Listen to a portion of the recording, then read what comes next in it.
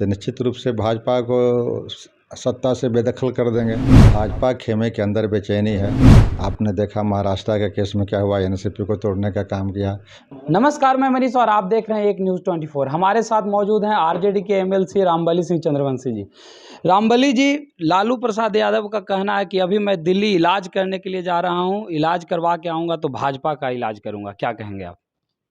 देखिए, सब लोग जान रहे हैं कि लालू प्रसाद जी और माननीय मुख्यमंत्री नीतीश कुमार जी कई महीनों से लगे हुए हैं विपक्षी नेताओं को एक करने में।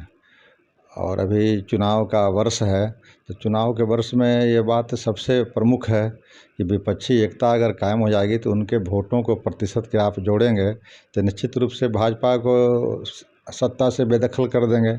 अब ये दोनों के एकता होने पर या विपक्षी नेताओं को एक साथ मिलने पर भाजपा खेमे के अंदर बेचैनी है, तब वह बेचैनी को भाजपा अपने अपने तरह से इस्तेमाल कर रही है।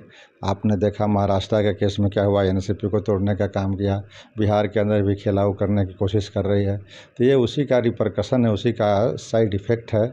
इसलिए भाजपा के पास जब जनाधार नहीं बचता है, भाजपा के पास लोकतंत्र में जब इस तरह के घिनौने हरकत करने पर उतारू हो जाता है, तो निश्चित रूप से आने वाला भविष्य में भारत के जो संविधान है उस पर खतरा हो जाएंगे, लोकतंत्र पर खतरा हो जाएंगे। इसलिए लालू यादव कमर कस लिए हैं कि चाहे परिणाम जो भी हो, वो कभी डरने वाले नहीं हैं। उनका पास्ट भी ऐसा रहा है कि वो जेल की यातनाएं सह सकते हैं, लेकिन सेकुलरिज्म से और सोशल जस्टिस से कभी समझौता लालू जी ने नहीं किया।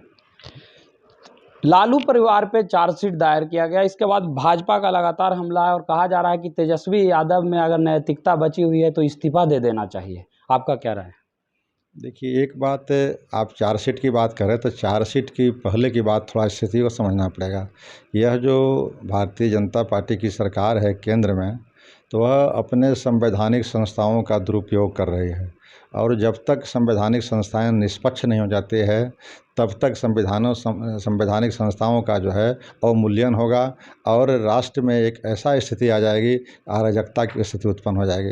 वैसे अराजक स्थिति की ओर बढ़ने के लिए भारतीय जनता पार्टी ने कदम उठा लिया है और जो वोट में परास्त नहीं कर रहा है उसको अपने संवैधानिक संस्थाओं जैसे ईडी का कहीं प्रयोग, कहीं सीबीआई का प्रयोग, कहीं से इनकम टैक्स का प्रयोग, ये सब उनके हथकंडे का प्रयोग करके संस्थाओं को मृतप्राय बना रही है और कठपुतली बना रही है। इससे आगे आने वाला समय में लोकतंत्र पर और भारत में एक अराजकता की ओर बढ़ रहा है। अभी भी आप देखेंगे कि भारत जो है एक तरह से अघोषित आपातकाल से गुजर रहे हैं। जो भी कोई विरोध में बोलता है उस पर तुरंत कार्रवाई हो जाती है। तो ये लोकतंत्र में इस तरह की बातें नहीं होनी चाहिए। विपक्ष को भी भूमिका होती है अपनी रोल प्ले करने का, विपक्ष के नेता को बोलने का है, सरकार को वॉचडॉग का काम करते हैं, लेकिन जहाँ कोई बोल रहा है तुरंत उसके ऊपर सरकारी तंत्र लग जा रहा है।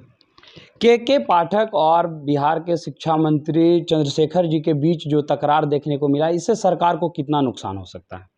देखिए, इसको बड़े पैमाने के रूप में लेने की ज़रूरत नहीं है।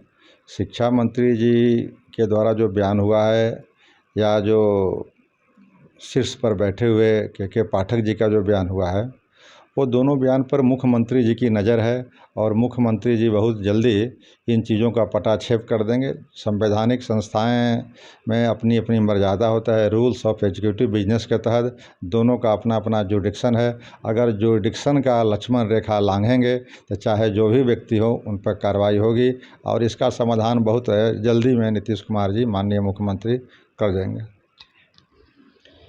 ये थे हमारे साथ आरजेडी के एमएलसी रामबली सिंह चंद्रवंशी जी, जिन्होंने सीधे तौर पे कहा कि के पाठक और शिक्षा मंत्री के बीच में जो भी विवाद है उसको नीतीश कुमार बहुत ही सहजता से सुलझा लेंगे और आने वाले समय में एक अच्छी स्थिति आपको देखने को मिलेगी। इस तरह के तमाम अपडेट के लिए देखते रहें एक न्यूज़ 24। कैमरामैन जैकी के साथ मैं मनीष, पटना।